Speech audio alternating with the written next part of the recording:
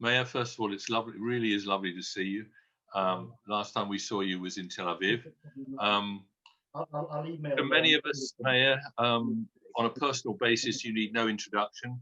However, there are some people who you haven't met before, and I'd like to give our Zoomers and those that met you earlier on some background to you and give a quick summary of what amazing achievements you have been up to in the last 20 years. Meir left Iran for London as a refugee in 1987 and joined South Hampstead together with his mother, brother, and his grandmother, who was already in London.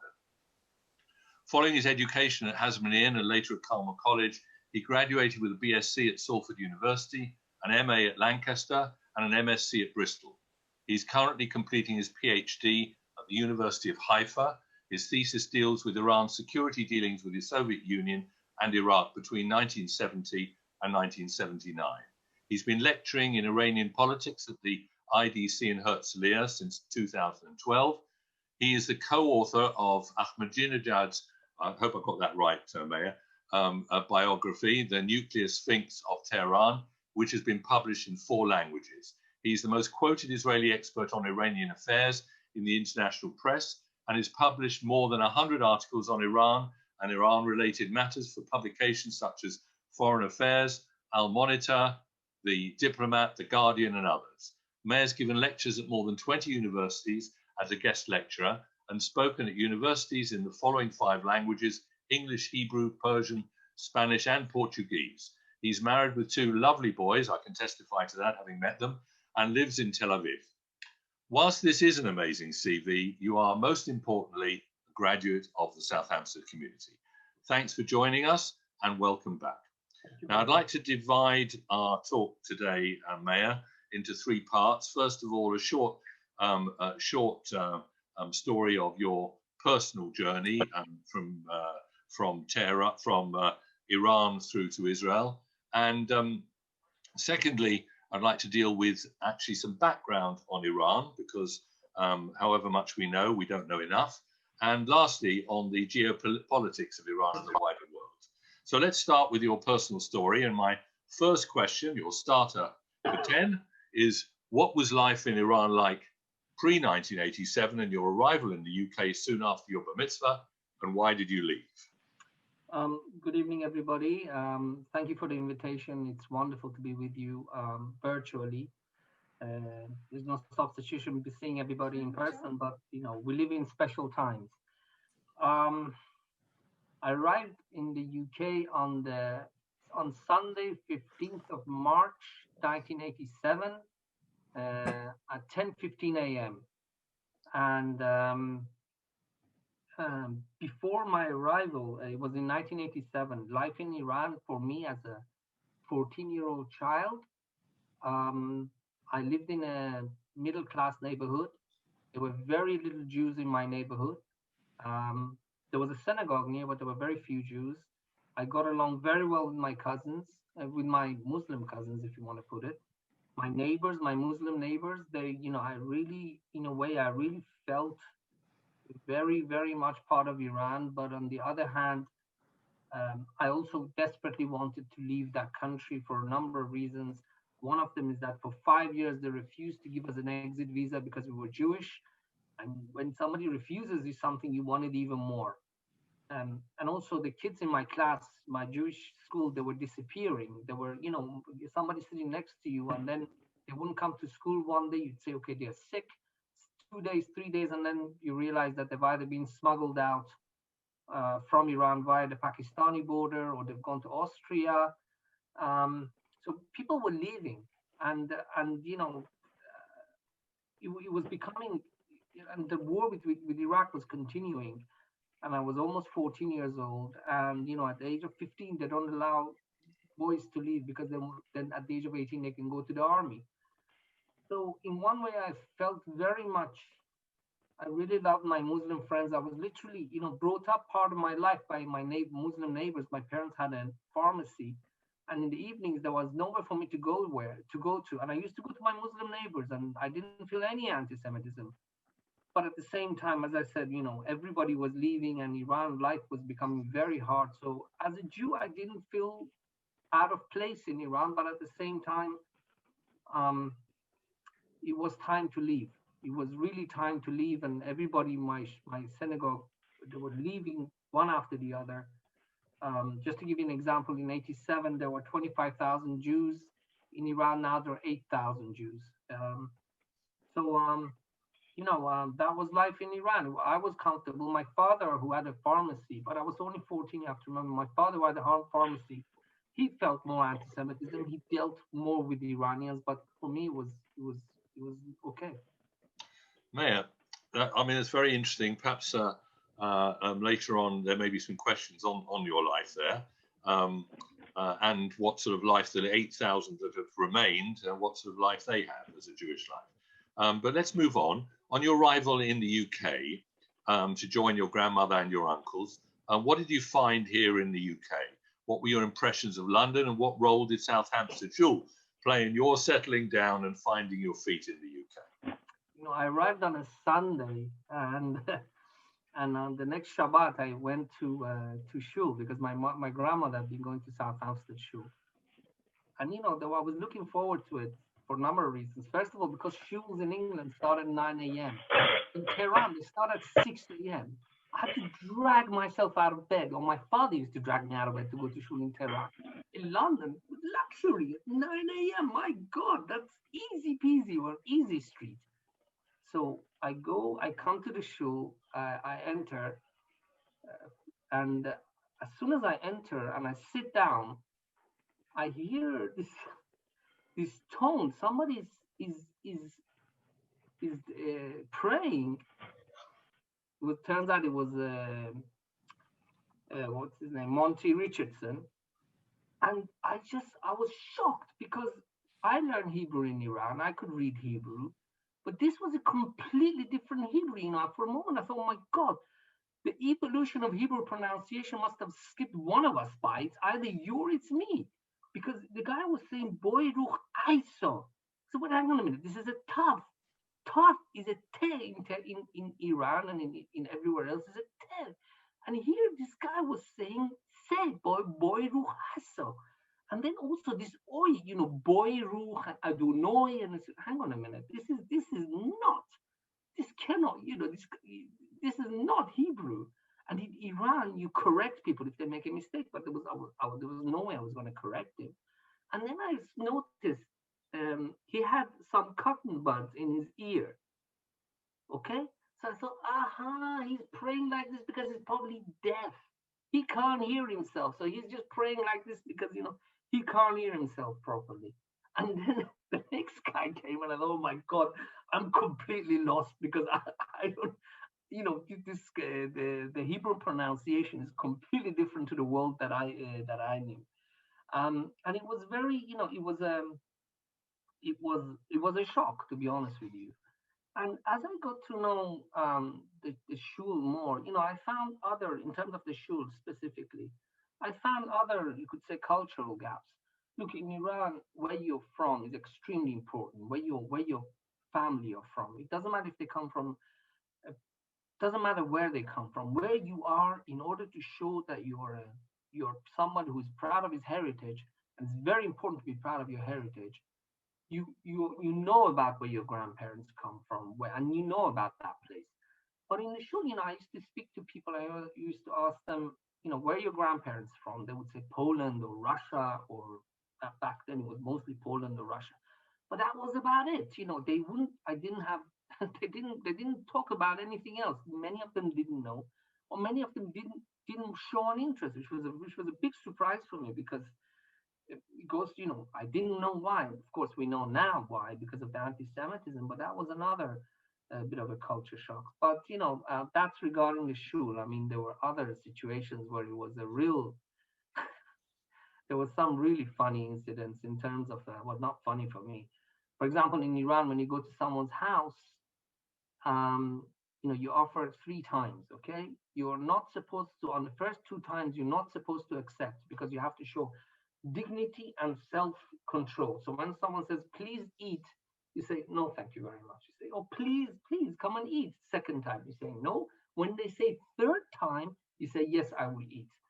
So I was invited to this wonderful family from South Hampstead. They know who they are. And I was starving. I'm telling you, my stomach was sticking to my spine. I was so hungry. And they were having lamb chops. And they said to me, Mayor, would you like to have some food? I said, no, thank you. And they said, are you sure you want to have some? I said, no, I'm fine, thank you. And they ate. And I sat there and I watched them eat for 45 minutes. It was a challenge just to keep all the saliva in my mouth. But I walked at that place starving hungry because, I come from a place where you have to show self-control and restraint. And it cost me a wonderful meal. But, then I always remember that. That was one of the cultural situations, if you want to put it. Yes, I remember. I think the third time you were at our house, I think you did say, you did tell us that story, and after that, I think that was broken down. Meir, what about education, youth schools? How did you find your education, and life as an Iranian Jew in London? To be honest with you, David, I found um, Jewish adults very nice, very accommodating. I found Jewish kids, many of them, there were exceptions, but quite a few, snobbish, closed, cliquey. It was very hard. It was very, very hard. You know, I had the opportunity to go to Carmel College, which was an incredible opportunity, and I'm grateful for it. I'm eternally grateful for it. But I really suffered because, it's one thing to be an Israeli. I mean, Israeli kids suffered back then, but to be from Iran, it was just like I was like an alien. I was like an alien from a terrorist country, as far as many people were concerned. So I really, it really, really hit me because, on the one hand, my father hadn't arrived yet. I had, so Carmel was my home. On the other hand, the people I lived with, it was very hard for me to fit in. But then afterwards, I went to Hendon College, and so I didn't do that well in Carmel because I found it very, very hard to fit in. And believe you me, when you're 14 years old and a refugee, 15 years old, it's very important that you fit in. I mean, generally for teenagers, it's important. But then after that, I went to Hendon College in Burnto, where a majority of the students were Iranian, Hindus, Pakistanis. It was heaven for me. I got the third highest grade in the entire college. I really fitted in, but with Jewish kids my age, it was certainly a challenge. Look, we come from different experiences. There were second or third generation refugees. They were already from established middle class to upper middle class families. Where for me, I was coming from the Middle East, from Iran. First, I was a refugee myself, so we really didn't understand each other. Meir, let's move on because I think we want to get on to talking about Iran. But one last question on a personal basis. Following your studies and your international travel, particularly to South America, you went on Aliyah to Israel. In 2004, you were reunited with your father, your mother, and the whole family. How did that feel like a homecoming in any way? Yes, that's the closest time since I left Iran that I felt at home. Look, England's a wonderful country. England gave me education, gave me housing as a refugee. I will forever be grateful to the British people and the British government for taking me. It gave you South Hampstead Shul as well. Gave me South Hampstead Shul, but I have to be honest with you. Being a refugee and being accepted as a refugee is not a right; it's a privilege. It really is a privilege. Britain didn't have to accept me. I'm not British, I'm not Christian, I'm not white, but they took me in and I'm very grateful for it. But at the end, I felt that I had to go because, first and foremost, as a Zionist, I felt very much, I was angered by the condescending way by where my co-workers in England and other English people, the condescending way they talked about Israel and the right of Jews to have a state. It was like, we said, oh, these problems in the Middle East because we gave the land to the Jews. I don't want to get into that, but it was a very condescending way. And I remember after Piguim, after there was suicide attacks, some of my English, co-workers would say, you earned it. You've treated the Palestinians badly, and you deserve it. Sometimes in a roundabout way, and a couple of times in a direct way. I couldn't see myself or my children being brought up living in such a country as a Zionist. number one. Number two, also as an Iranian, I'll be honest with you, um, in British society, the way people look at the Middle Easterners, it doesn't matter if you're Jew or Muslim, there's a very negative stigma attached to it. And whenever I came to Israel, I felt not only, of course, very comfortable as a Zionist and as a Jew, but also as an Iranian.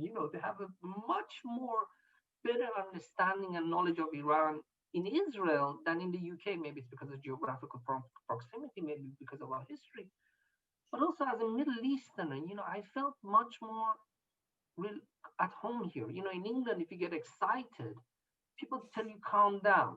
But then the same person would tell you to calm down. He would have 3 beers and then would be willing to beat the hell out of anybody who stood in his way.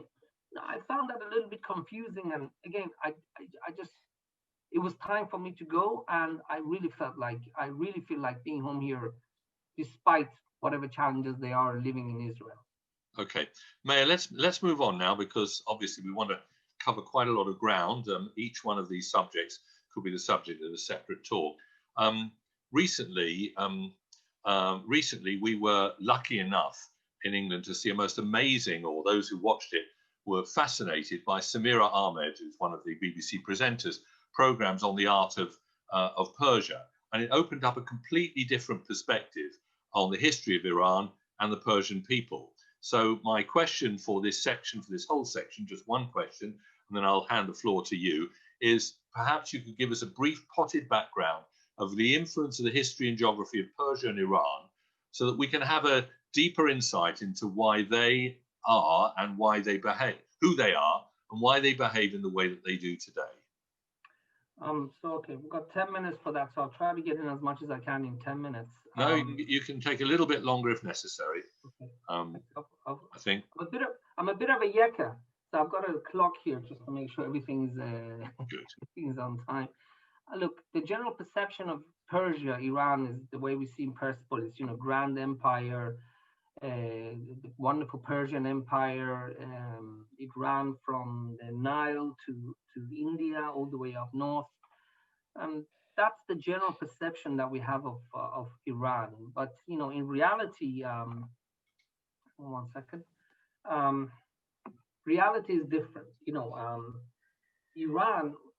That in Iran first of all, Iran became Muslim in 630, between 636 and 637. Iran became a Muslim country, and Iran was a Sunni country. Iran was not a Shia country. Iran was initially a Sunni country, but in 1219, and a catastrophe hit this area, especially a catastrophe hit Iran, and that was the Mongol invasion. The invasion by Genghis Khan and his descendants destroyed great swaths of land in this area, and of course in Europe as well. But it really hurt Iran in a big way. Number one, because the Mongolians destroyed Iranian culture. They burned down libraries. They burned down many of cultural heritage sites and sites of education. And also the bigger damage that they caused to Iran was the bigger damage that they caused was they destroyed the irrigation system. Iran used to have an irrigation system called the Qanat at that time, and Iran was quite fertile land. But once you destroy the irrigation, Iran became drier, and it became much poorer, and it became more difficult to control the country from the center. So in reality, when we say Persians, Iran actually started becoming torn up started being controlled by different tribes. So the Persian character of Iran, which used to have a very important impact, and it was the overruling impact that it had over the way the country was run, became diluted, and Iran became increasingly more nomadic. Because the central government lost its grip over the country, which it had before. When it was a Persian Empire, Iran was central because it had a strong central government. But after the Mongolian invasion, Iran it obtained a more nomadic character in the way the country was run and in the way the country was populated. So that's one. So, we think of Iran, Persia, we think Persians.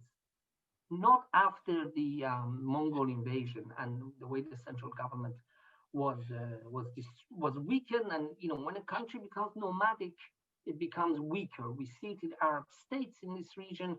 The more a country is run by different nomadic tribes who are independent, the more difficult it is to manage a country. So that's one challenge. The other challenge is Iran is a very dry country.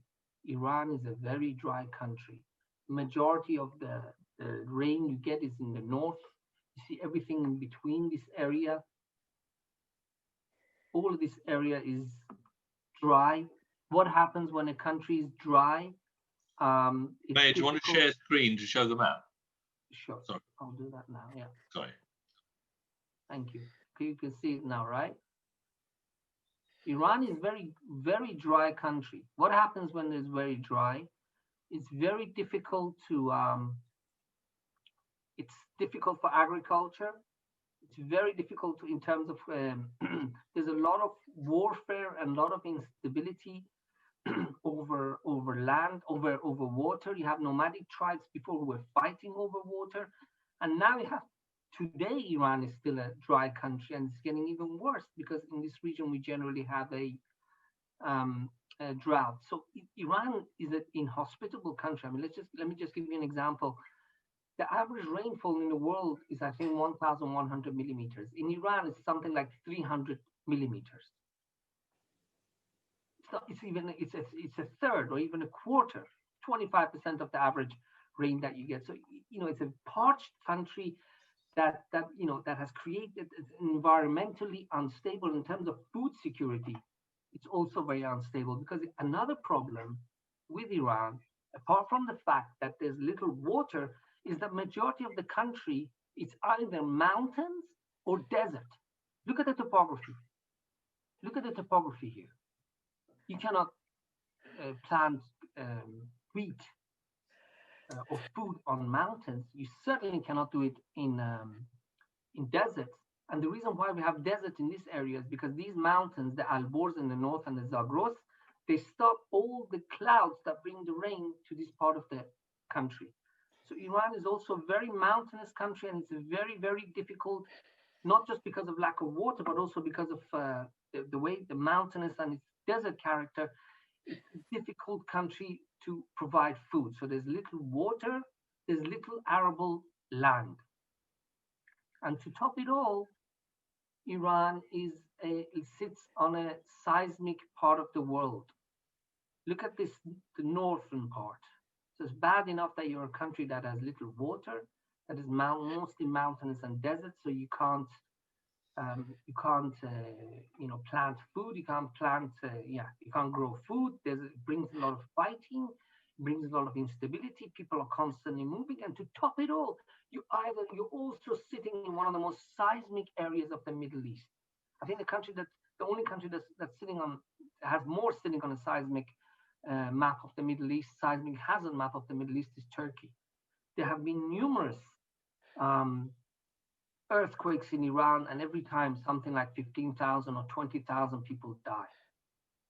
Tehran is sitting as we speak on the earthquake fault line. I have family in Tehran. I have my auntie, I have their children, I have cousins. This is, God forbid, this is a disaster waiting to happen. This is a disaster waiting to happen. That's on top of all the other problems, like, as I said, the drought. When you have drought and people drill illegal wells, they take the water out, the ground becomes weaker, okay? So in Tehran, every month, there are sinkholes that are appearing in Tehran. The roads are opening up. You have some places where the roads are opening up. In parts of Tehran, in the periphery, some homes are sinking and you can't close the door because of the drought and taking out of the water, it's become, the ground has become unstable. And last but not least, another important fact that has really impacted Iran is the Great Game and what the Russians and the British did to Iran in the 19th century. As you know, the Great Game was played by Russia and Britain for influence in this part of the world. India, this was India. and the Russians from the north wanted to get to India, the East India Company. So the countries that they wanted to influence in order to get to India was Iran and Afghanistan, because these were the two buffer states. So the Russians in two wars, you see these areas that are, see the stripes? They annexed the Iranian land. Meir, sorry, you need to show the map. If you want to see, sorry, that you're not sharing. It's not a share map, you can't see that. No, not share the screen. Oh, sorry, sorry. Now you can see it, right? Yeah, that's better. Right. Okay. See, this is India. This was India, and the British Raj and the East India Company used to control this part of the world. What was India? The crown, the jewel in the crown of Queen Victoria. So the Russians in the north, in order to get to India, they wanted to impact countries that were on the way to India, between Russia and India. These were called the buffer states. These buffer states were Iran and Afghanistan. How do you get from Russia to India? First of all, by annexing Iranian, Persian, all Iranian land. I mean, all these wars you see in Nagorno-Karabakh, in Armenia, Azerbaijan, they belong to Iran. And the Russians annexed them in two wars by two different treaties, one in 1813 and one in 1828. And the Russians also, they started interfering in Iranian affairs, bribing officials, imposing very, very unfair economic treaties. They wanted to keep Iran weak, because if you keep Iran weak, then it's easier to get via Iran to India. So the British didn't want to just sit down and watch them. So what did the British do? They also started interfering in Iranian affairs, imposing very, very unfair economic treaties. They stopped Iran from, for example, attacking Afghanistan, even though Afghanistan used to belong to Iran, by invading southern Iran, the British. And then, as I said, they imposed unfair treaties, and then they split the country in 1907. Northern Iran was occupied by Russia, and southern Iran was occupied by the British. So we have, when you put all of these together, when you have a country that is a very hostile environment, lack of water, lack of arable land, majority being and majority sitting on a seismic hazard map, and then at the same time you have the great powers, especially in the 19th century, exploiting, and also 20th century, exploiting Iran. In total, you get a country that is very insecure. Iran and Iranians, our psyche is very insecure, because we live in a country where there was scarce food, there was a lot of insecurity because of its history, because of its geographical disadvantages, which brought a lot of instability. And on top of it all, when you have a country that's inhospitable, geography makes politics. That's why they call it geopolitics. When you have countries that are inhospitable, usually you see that they are ruled by strongmen. They are ruled by dictators, like Russia. Why? It's not like these people don't want democracy. It's because when you have it's between democracy or stability. Which one are you going to choose? Because you can't have both, unfortunately. You can have a democratic state where everybody's going to fight, or you can have a stable dictatorship who will make sure that in this inhospitable land that you're living in, you will get food by hell or high water. They will make sure through the dictatorial power, you will get food, you will get security, you will get basically your food, your water, and security. And it's a price to pay for that with your freedom. This is why you see in a lot of countries that are inhospitable, geographically, we don't have a democracy. So generally, I have to say, and until today, this insecurity continues. Meir, that's a fantastic overview, and I know I saw this on one of your university lectures that I zoomed in on, and that together with Samira Ahmed's picture painting gave me a little bit of background which I'd never thought about or been able to put Iran's behavior in context. thank God for Iran for oil, which obviously changed the whole power base of Iran in the world. And that moves us neatly on to, I think, our last section, which I'd like you to spend plenty of time on, and then we'll have some time for questions. Iran's behavior on the international arena is one of the dominant moment geopolitical issues of our time, not just in the Middle East and Israel, but on world security and peace, and indirectly through the power of oil, although that may wane in the future, on the financial markets. Its three key relationships with the rest of the Shia Sunni Arab world, on the one hand, with Israel on the other hand, and with the US in particular, continue to dominate world security, world peace, and shifting strategic alliances. Just heard on the news today that President Trump's advisors managed to stop him invading, bombing Iran. So I think the question arises at a very, very interesting time. So perhaps, Meir, could you perhaps give us a geopolitical summary of these three key relationships and how you feel they'll play out? So that's Iran in the Arab world, the Shia Sunni, their relationship with Israel, and the relationship in the US. Not necessarily in that order, but to try and give us a background based on who Iran, the Iran that you've painted for us. Iran was a Sunni country between 636 until 1501. Then it became a Shia country.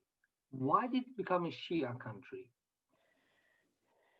The Safavid dynasty that started in 1501 were Shias who had come from northern Turkey and they'd settled in northern Iran, and they turned Iran from a Sunni country to a Shia country. They'd been expelled by the Ottomans, the Safavids. Now, the point I'm trying to get to is this. The reason why Iran became Shia is because it wanted to make itself distinct in the Islamic world. Iran, from the beginning, tried to carve out a distinct role for itself in Islam. After Prophet Muhammad, Prophet Muhammad had many different miracles. One of the miracles at that time in the Middle East, and it really is a miracle if you think about it in the context of Middle Eastern geopolitics, is that he brought something that superseded tribal identity. Let's just think about this. Even today in the Middle East, there are countries that live tribal identity is important.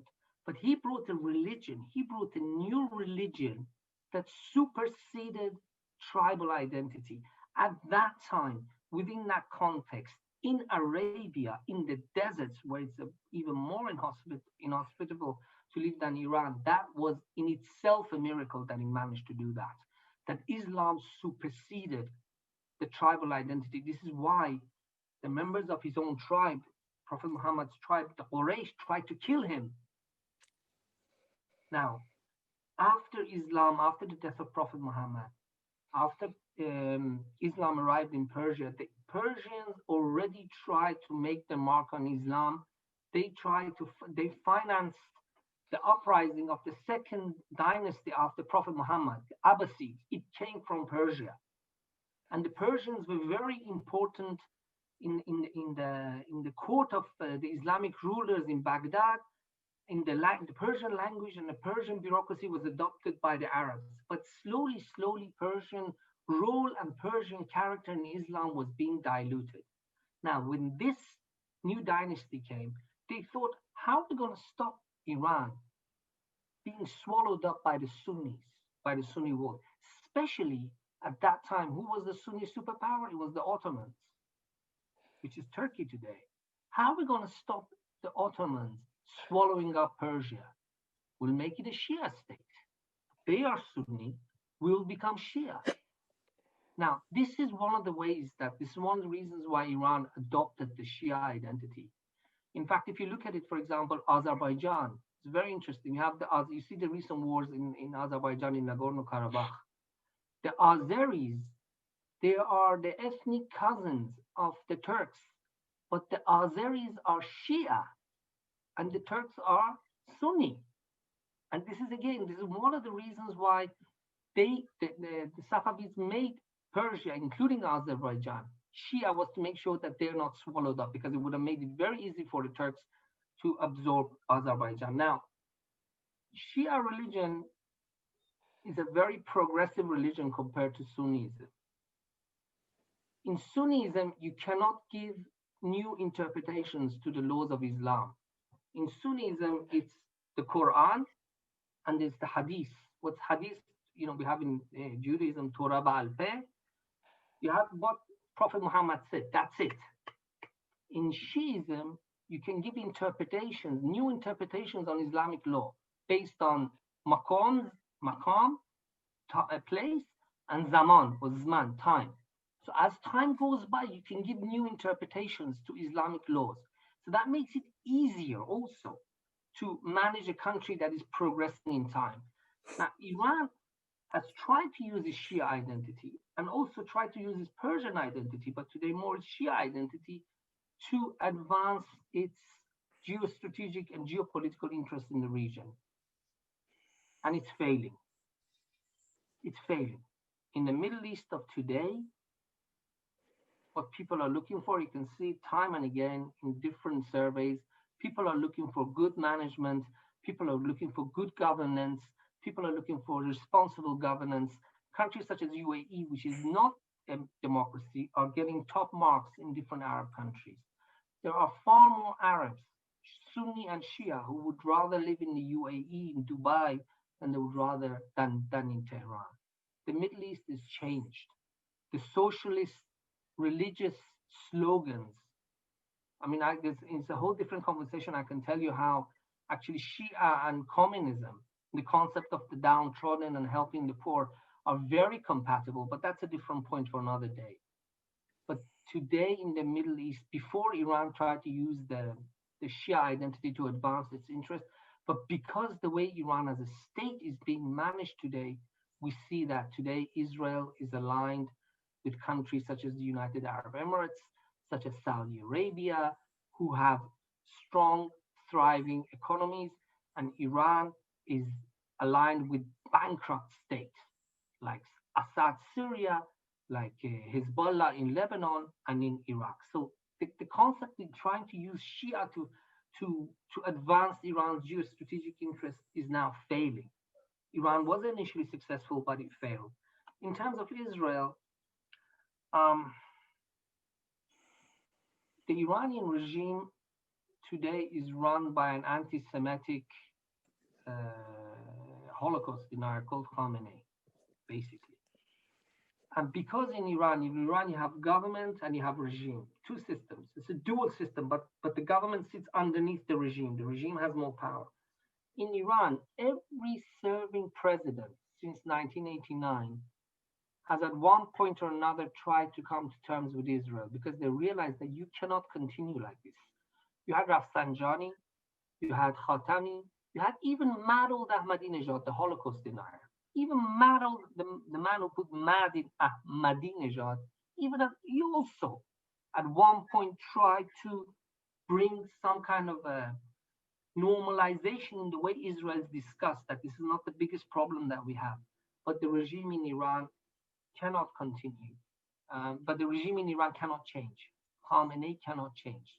This is something that's deep within him, and he sees this as he doesn't want to change in terms of his views towards the state of Israel. Also, I have to be honest with you, another reason why the regime takes very hostile attitude towards Israel, you could have a Marxist analysis of this whole thing. It's a clash of classes, different classes in Iran. After the revolution, numerous classes rose in the economic hierarchy through different means, through different industries, through different involvement in different businesses.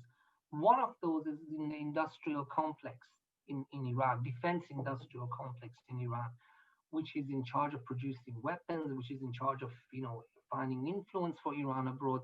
These people who are very close to Khamenei, they don't want to stop opposing Israel because they would lose their place in Iran's political hierarchy and also their economic interests. It's 41 years since the economy, since the revolution in Iran. People today, even though you see on the outside, the regime talks about revolutionary goals and and revolutionary history of Iran. Today, when people come from Iran, especially to London, or you read reports, the children of these revolutionaries are very materialistic. It's all about who's got the best car, who's got the best apartment, who's got the most expensive, for example, handset.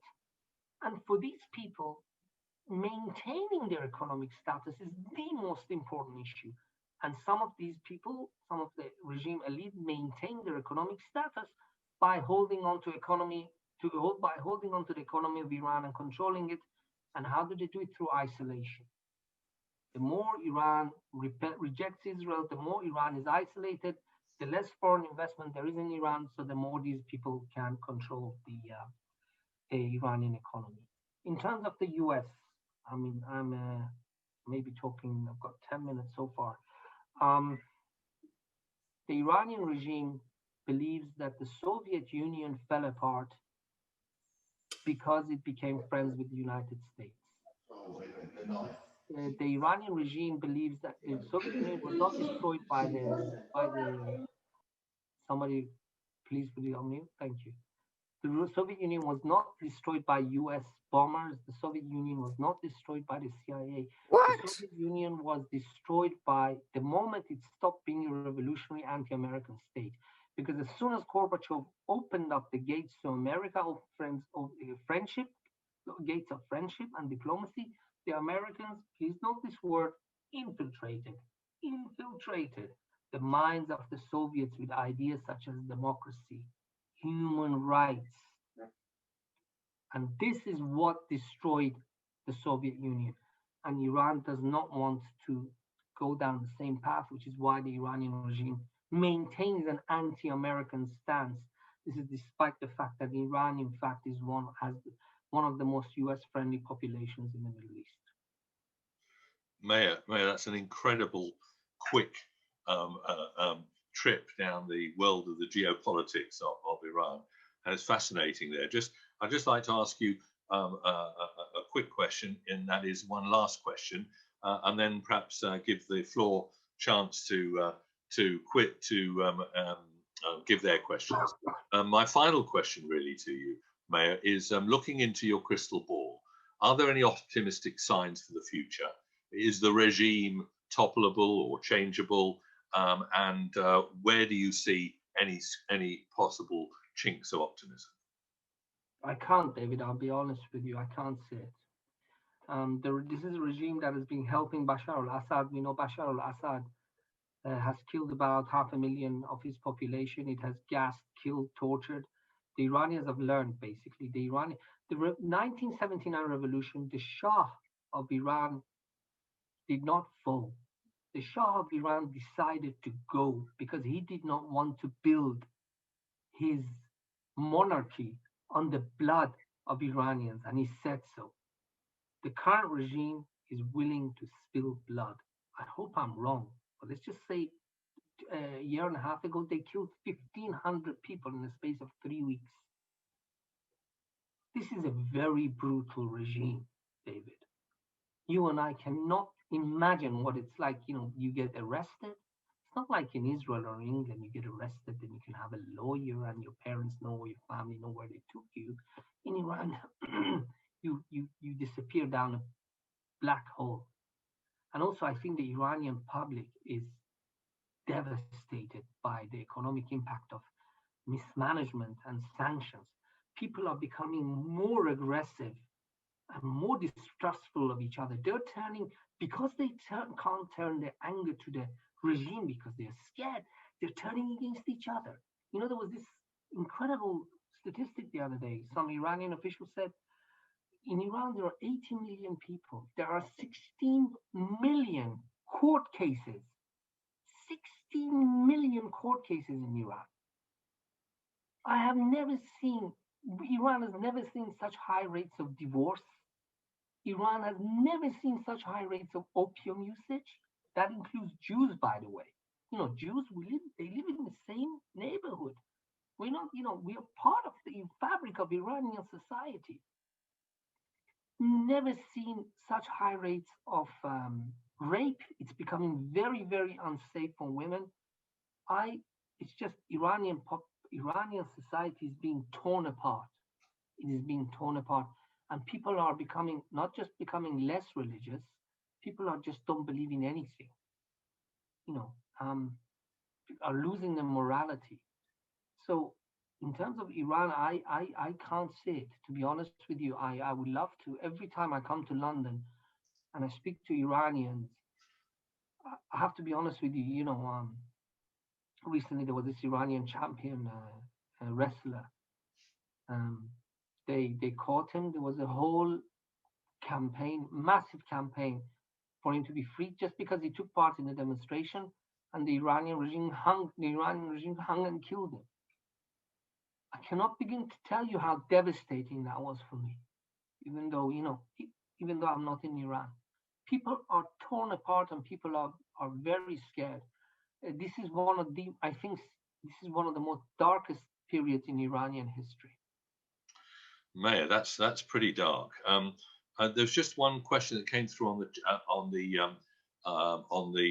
chat, and the question I'll give you on the chat, and then Ellie, perhaps you can share the questions there, Ellie. The question came through on the chat is, have you been back to Iran since you left, and how did you find it? I suspect after what you just said that you haven't been back recently and you haven't got any direct plans to go. But Meir, sorry, you need to unmute now. You're muted. Meir? Meir, you're unmute. When I lived in Britain, in theory, I could have, but because I have, back then Jews were given red exit visas, which means you only leave the country once. And when you go back into Iran, you have to apply for another exit visa. I wasn't taking the chance of going back to Iran and waiting another God knows how many years to get an exit visa, even though it's easier for Jews to leave now. Life in Iran today for a Jew is infinitely better than life was for Jews at that time in 87. They can leave whenever they want. They can take out whatever they have. There was even a couple of families who made Aliyah to Israel. It didn't work out for them. They went back to Iran, believe it or not. But no, I didn't. And there's no way on earth. It's illegal anyway now in Israel to go back to. There were some Iranian Israelis who were going to Iran via Turkey. Crazy people investing in real estate. But the government, the Shabak, stopped it because the Iranian regime tried to recruit them. Meir, we've got quite a few questions coming in. Ellie, is it possible to unmute everybody, because Maurice Rain has got a few questions, and they're coming up thick and fast along there. Ellie, will you unmute Maurice? Maurice, go for it. Actually, the questions are coming from me. I've got two questions for you, Meir. My father was a Baghdadi Indian Jew, and as you know, the Baghdadi Jews are one of the oldest Jewish populations in the Middle East, or in the world probably, and or were. And I just wondered whether, I know Baghdadi Jews came out with the Babylonian exile. Where did the Jews in Iran come from? Was it from the same source or from elsewhere, or from other? Same time. We left at the same time, except that my ancestors moved on from Baghdad, from Babylonia to Persia, whereas you guys stayed in Iran. They stayed in Babylonia. Just to let you know that in 1951, when the Jews of Iraq, because of after 1948 war, the Iraqi regime, the Iraqi Muslims, not the regime, King Faisal II actually was quite kind to Jews, from what I understand, or he tried to be. At certain periods, yeah. The Iraqi public started turning against the Jews because the Iraqis sent army to Israel to fight. If you visit Tel Mond, by the way, that's one of the areas where they fought us, and they were routed. They lost very badly. And they came out, and what did they do? They took it out on the Jews. So in 1951, the Iraqis said, whichever Jewish person wants to leave, they can leave. We will take away their citizenship, and they can't take anything with them. So there was an exodus of Iraqi Jews to Israel via Iran. Yeah. And some of them stayed. And not only stayed, they set up their own schools. Iranian Jew, with a 2,500 year history of being in Iran, from grade 1 to grade 4, I went to a Jewish school, Iraqi Jewish school in Tehran. Interesting. So you guys, it's so I went to a school built by former refugees in the country, Yes, my country, yeah. where so Iraqi Jewish history. You have a lot to be proud of. You have a lot to be proud of for the contribution of Iraq, not only to Iranian Jewry, but to the state of Israel. We can have a conversation about this afterwards, but the contribution of Iraqi Jewry here, it's unbelievable. I appreciate that, but I've known a lot of Iranians, actually not Jewish Iranians. I've worked with them, and but that's just another story. But the other question I wanted to ask you was, bearing in mind, I didn't realize the terrifically difficult geography of Iran, that it was so poor in resources, and presumably oil has been the thing that has actually given it some economic status in recent years. So with the oil demand possibly dwindling, there is with the sanctions and with their lack of resources, how is this country ever going to survive? A former Venezuelan oil minister said oil is the excrement of the devil. You can live off it today, but it makes you lazy. Yeah. It makes you, people don't, they don't think about tomorrow. You think basically with that quote, he was trying to say that countries that have oil are actually damned. Iran's biggest problem is that because it's not just run by dictators, it's run by religious dictators. That makes it worse. I have to confess, when the Egyptian people or Egyptian army overthrew Morsi, I came out against it. I said Morsi was elected democratically. What happened was a coup d'etat. Afterwards, I realized what Morsi was doing to his country. Let me tell you something.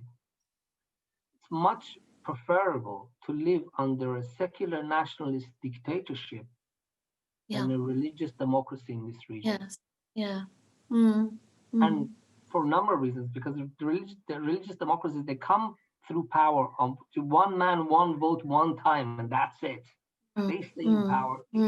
And the impact of religious dictatorships is far worse than the impact of nationalistic or ethnic dictatorships in this region. But Meir, how is that religious control going to keep the control if people eventually don't have food, don't have, because ultimately that could be, there are sanctions, there is lack of resources, they won't be selling their oil so much anymore. I mean, how do you keep people down or happy unless it's just sheer by force, or you make trouble outside your country? Yeah. You sound like an Iranian. This is a subject around the dinner tables of many Iranians. Meir, we have a few more questions. And sorry, yes. That's all right, Carol. Rachel Friedman asked the question. Rachel, would you like to ask it directly, or would you like me to?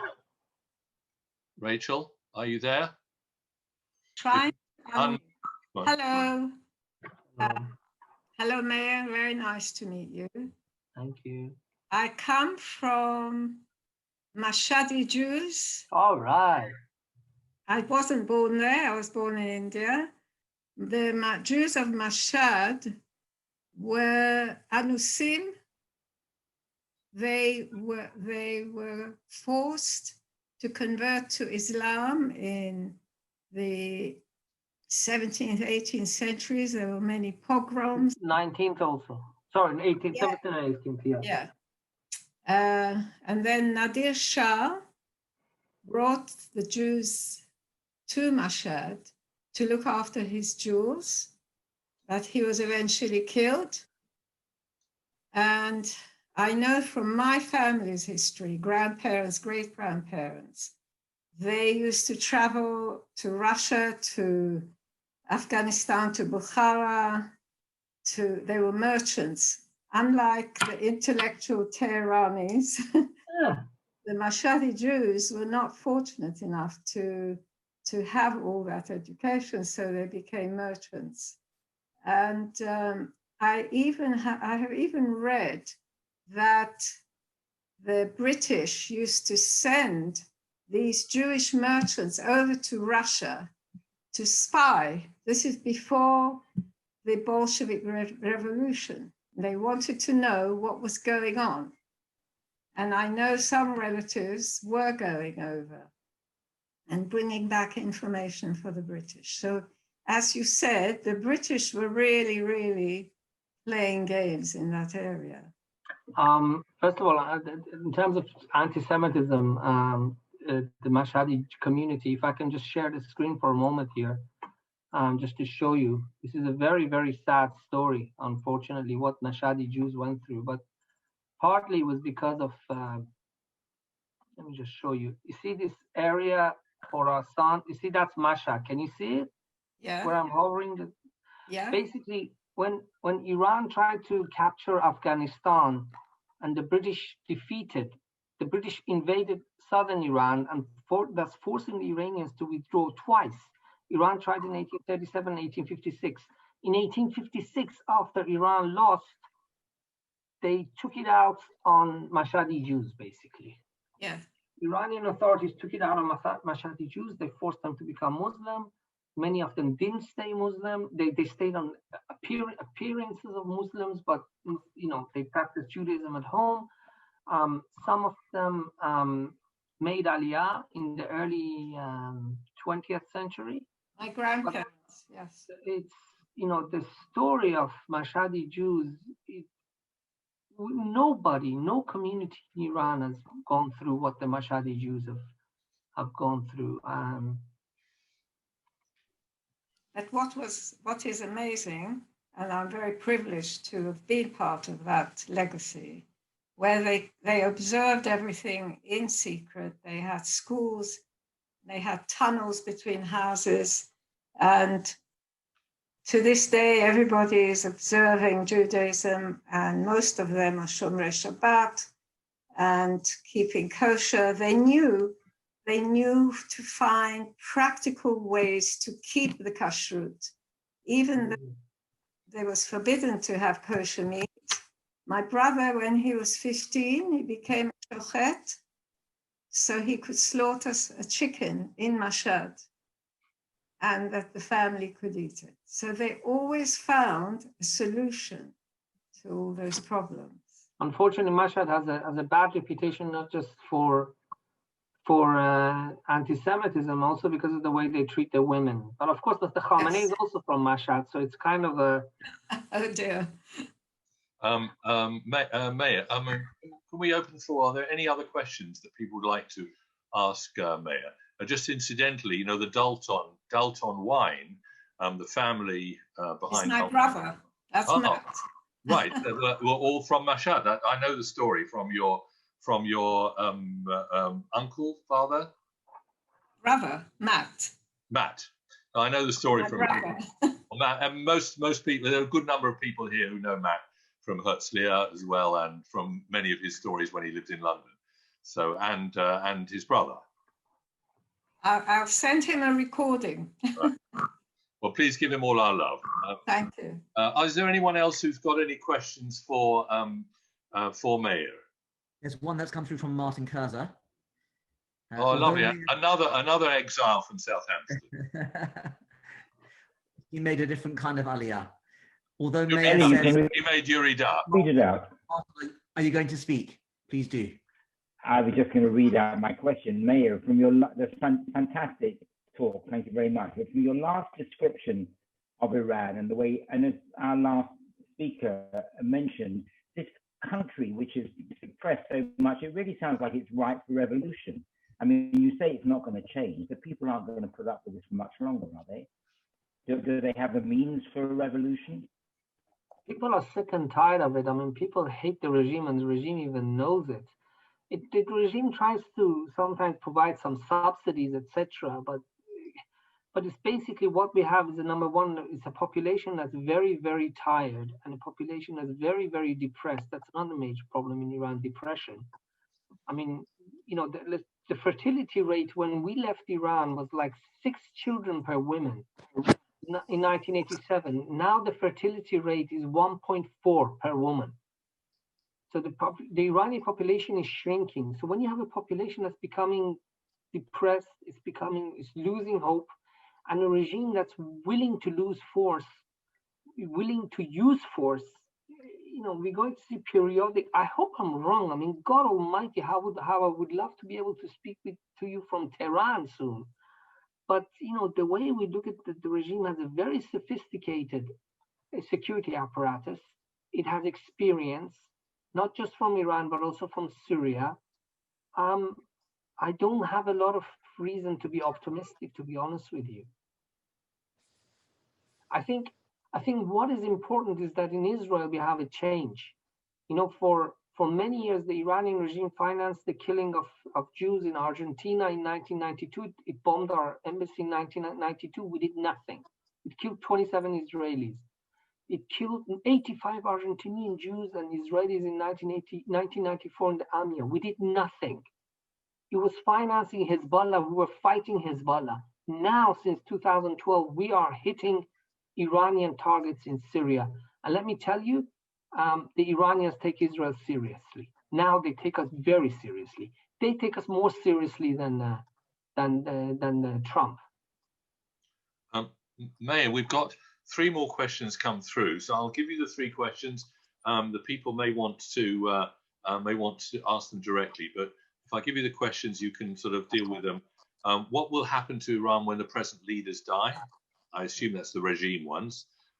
Second question from Michael Zalouf is, will a Biden administration make any difference to US-Iran relations?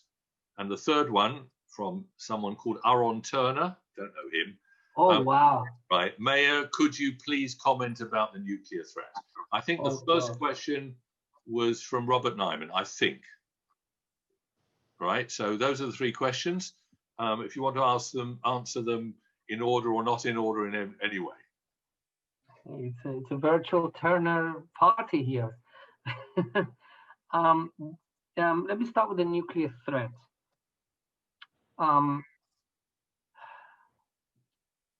If you live in a street and somebody on the streets, like 3 or 4 houses down for the last 40 odd years has been telling you that you should die,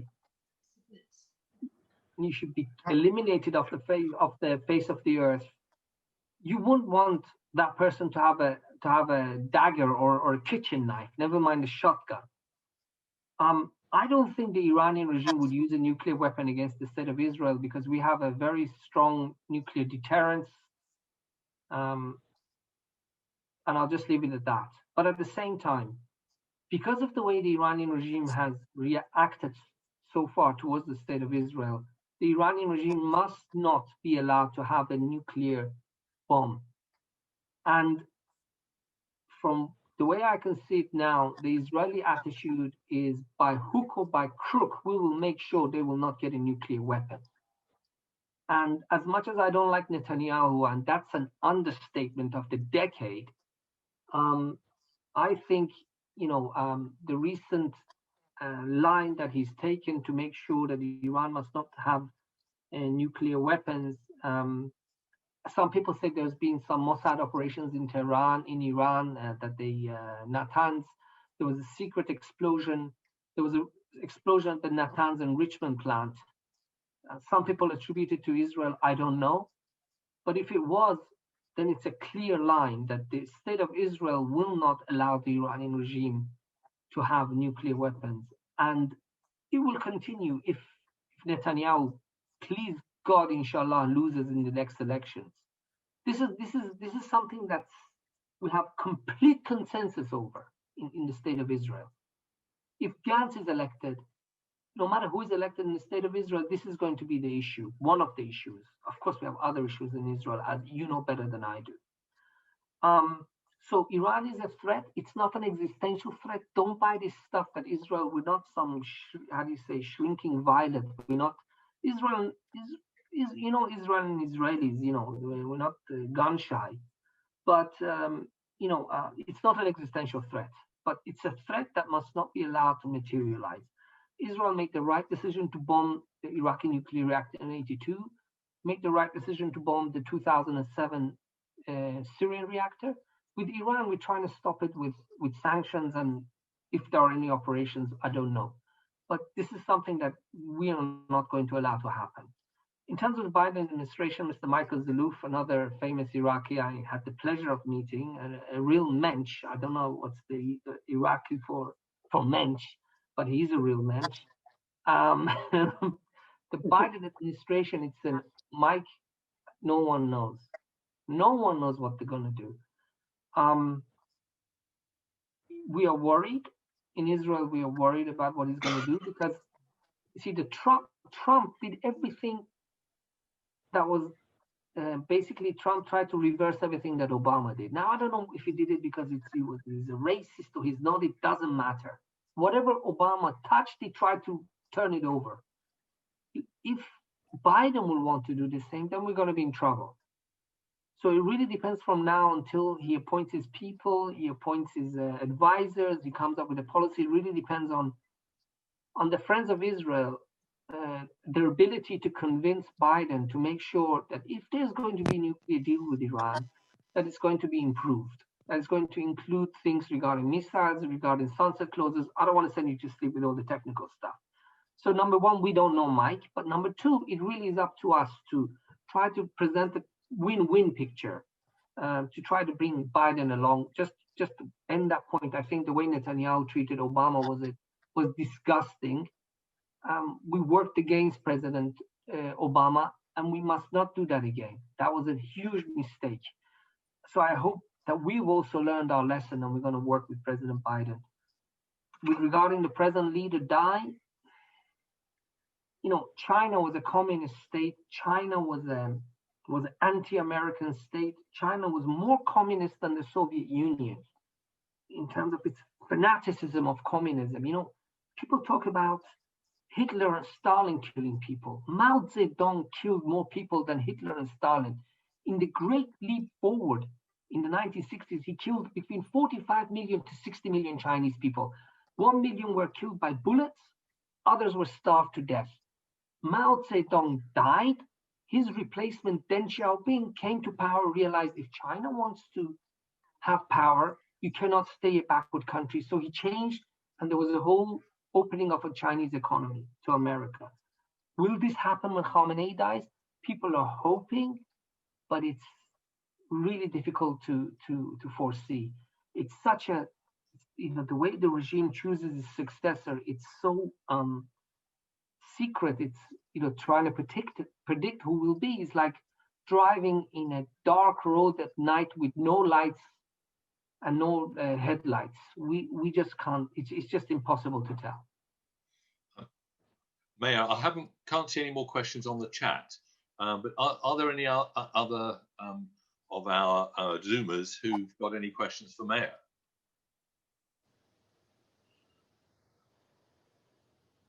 Meir, I think it was obviously very comprehensive, your talk, really unbelievably enlightening about part of the world that we know very little about. And the West is fairly transparent to us, and we're here kibitzing always about what we think is right and wrong, whereas the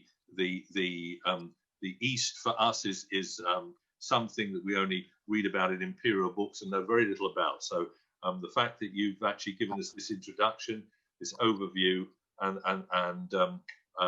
and your insight is really, for us, is an absolute privilege. We've been lucky enough to have John Sopel giving us a report from America, and we've had other world ones, and we've got others coming up. But this one really is a window on a world that we really don't know. And thank you so much for spending the time for us. And it is lovely to see a member of our community. Can I just make one closing comment? It's not to do with Iran, but it's just one little closing comment that I would have liked to share with you if I was in South Hampstead as somebody who's living in Israel. I know some people in England. I'm a former diaspora Jew, but now I'm an Israeli. Get disappointed with some of the things that are happening in Israel because they don't stand up to our moral standards as Jews. And our wishes to have, tikkun olam, some of the things that we see that are happening in Israel and our interactions with the neighboring states. I just want to say that, on the one hand, please continue criticizing anything that you see that is moralistically wrong that is being done by Israel. But on the other hand, please remember that tikkun olam and geopolitics seldom meet. They seldom interact. When Moshe Rabbeinu or Prophet Muhammad were expanding their borders, when they were dealing with geopolitics, we didn't see a lot of tikkun olam. I don't want to get into Christianity because Jesus Christ was a universal religion and everything else, but that's got nothing to do with it. When you deal with geopolitics and tikkun olam seldom interact. So on the one hand, it's important to criticize what we're doing wrong, but on the other hand, you got to realize that Israel, as well as being a Jewish state, geopolitical aspect. Meir, I think that's what you've taken us out on a very, very sound note.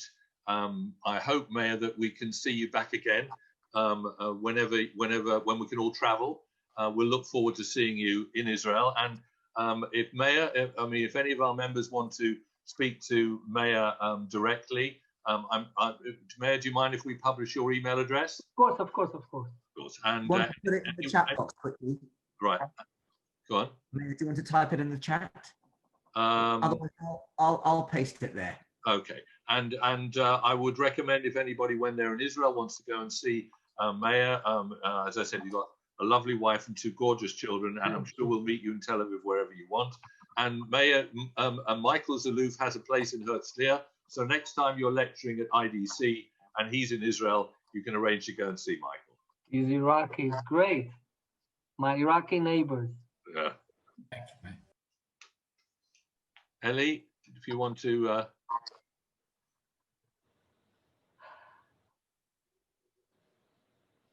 Ellie?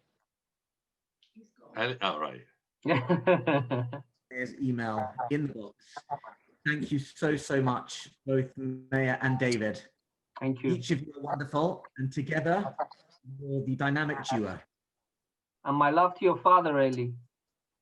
He's on the Zoom. You know, just want to say one after we arrived, one of the Friday evenings there was some ceremony at the shul.